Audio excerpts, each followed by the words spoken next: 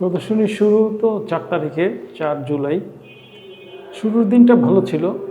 আমার অনেক পুরনো ছাত্রছাত্রী বন্ধুরা প্রদর্শনী রেগুলার প্রদর্শনী করেন, যারা তেমন সিনিয়র শিল্পীরাও এসেছিলেন আর কি, আর পরিবারের লোকরাও এসেছিলেন অনেকেই।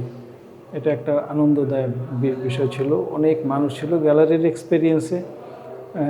সাম্প্রতিক সময়ের মধ্যে সবচেয়ে বেশি সমাগম হয়েছিল এই প্রদর্শনীর উদ্বোধনের দিন। আর প্রদর্শনীর আজকে তো আগের দিন শেষের, আগামীকালকে শেষ। প্রদর্শনীর রেসপন্স আমার কাছে একটা ভালো লেগেছে, কারণ আমি প্রদর্শনীর নামকরণ থেকে শুরু করে যে বিষয় নির্ধারণ করেছিলাম, অনেকের কাছেই ব্যতিক্রম মনে হয়েছে, বা আমি নামকরণের ক্ষেত্রে যে ব্যতিক্রম করার যে আগ্রহটা আমার ছিল, সেটি অনেকের প্রশ্নের সম্মুখীন হয়েছি, অনেককে বলতে পেরেছি, অনেকে এটাকে ভালোভাবে গ্রহণ করেছে, এটাই আনন্দের।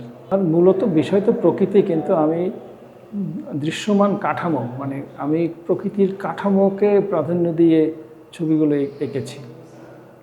বিভিন্ন কাঠামো বিভিন্ন রঙের মাধ্যমে স্পেস তৈরি করে সেটাকে একটা বস্তুগত আবহ দিয়ে, মানে রঙের বিন্যাসে কাজগুলো করা। তো এটা সবার কাছে একটা ডিফারেন্ট মনে হয়েছে, কারণ প্রচলিত যে প্রকৃতি, যে নিসর্গ, তার থেকে কিছুটা আলাদা এর গঠন প্রক্রিয়া এবং উপস্থাপন। ফলে এটা মানুষের কাছে ভালো লেগেছে বলে আমার ধারণা, কারণ অনেকে বারবার দেখতে এসেছে। এই প্রদর্শনীতে মোট 58টা ছবি, বিভিন্ন সময়ে আঁকা ছবি। আবার প্রদর্শনীতে একটা ধরনের ছবি না থাকলে এটা দর্শকদের মধ্যে একটু বুঝতে ঝামেলা হয়। তো একই রকম করে আমি প্রায় 150 ছবির মধ্য থেকে এই 58টা ছবি বাছাই করেছি। অধিকাংশ ছবি অ্যাক্রিলিক, কিছু ছবি জল রঙে আঁকা।